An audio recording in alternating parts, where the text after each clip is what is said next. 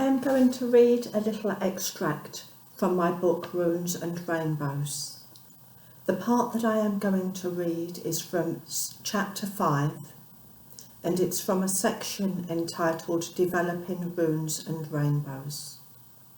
I will then talk to you a little bit about the rainbow. Developing runes and rainbows. How do I see the runes? For me, runes are just one of the cosmic codes or languages, which may be used to represent the patterns within the infinite, which guide existence. Interconnected templates, which are akin to great webs linking throughout the universe. My starting point has always been that all is composed of vibrational frequency, of varying speeds or density. And within vibration, there is pattern. The higher the vibration, the more complex the pattern. Subtle patterns order form, as do thought patterns, which we focus the greatest attention upon.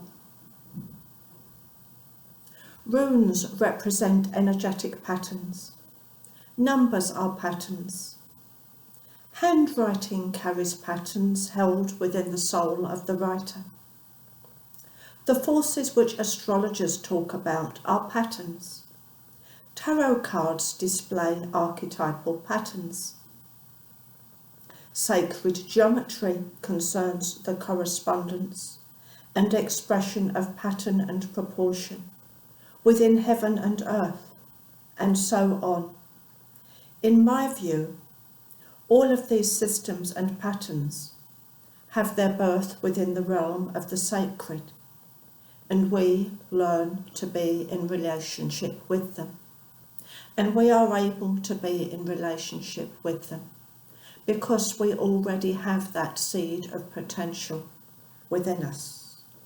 So for me, the runes are far more than an ancient alphabet. They are representations of certain aspects that already exist, aspects within which we are in relationship. So what of the rainbow? For me, the rainbow, the way I talk about it in Runes and Rainbows, of course I am not talking about the rainbow that will appear in the sky, although that is beautiful and inspiring. But we all emanate rainbows in our own way. Each one of us, from each of our chakras and from our smaller energy centres too.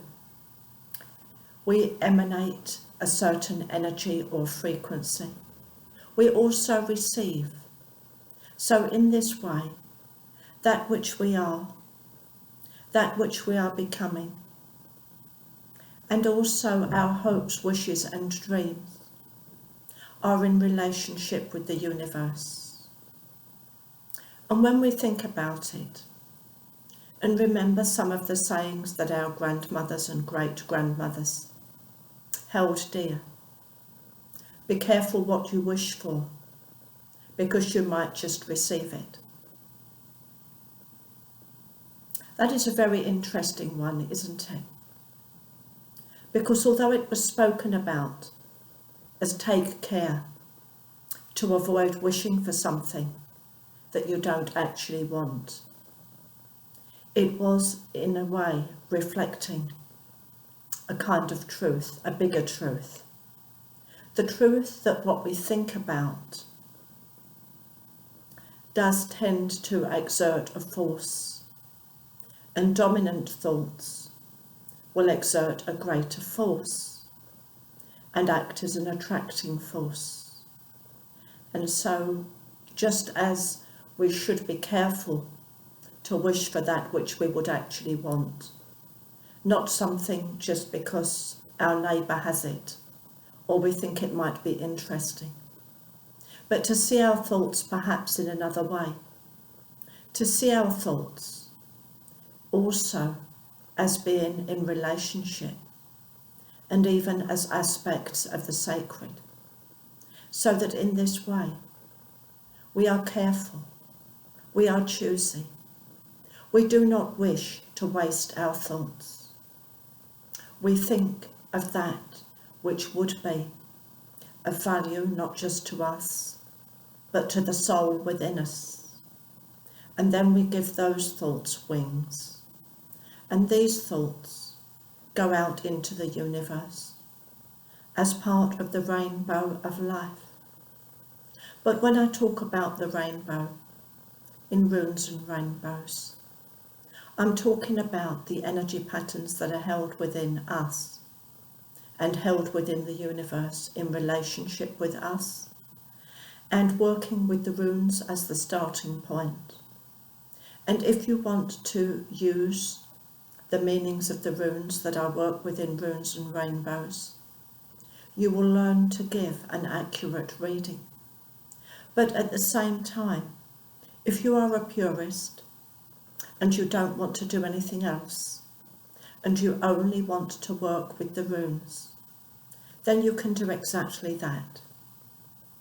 Or you can use the rainbow part to glean further information. Because just thinking about the chakra that you feel would most link with the particular person that you're reading for and the rune that has been selected, that will tell you a lot more about how the issues that that rune would relate to work particularly for that individual rather than people generally. And then we can look at the incoming energies and how they work with the future potential of that rune. And of course, what a person decides to do will often make a difference.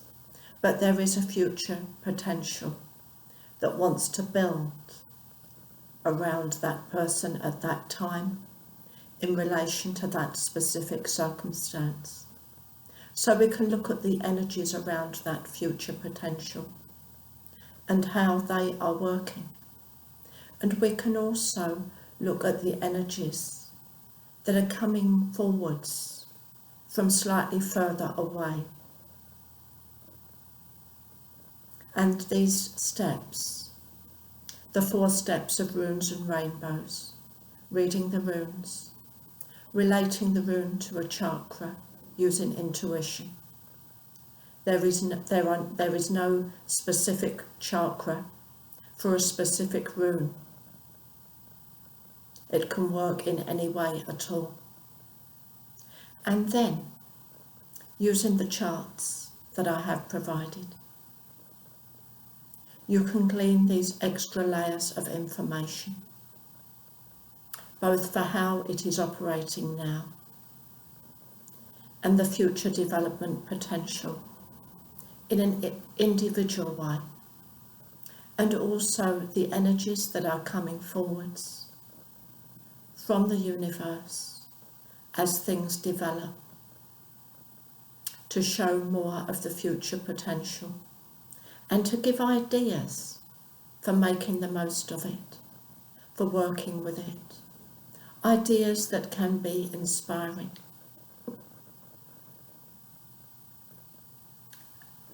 And I know at this given moment, there are many who would say they have lost quite a few of the dreams that they had for this year, the plans that they had, and have now at the very least been thrown into uncertainty in many cases. But there are new things that want to be born, new ways of moving forwards, and runes and rainbows can certainly bring positive inspiration, ideas, and hopefulness in difficult times.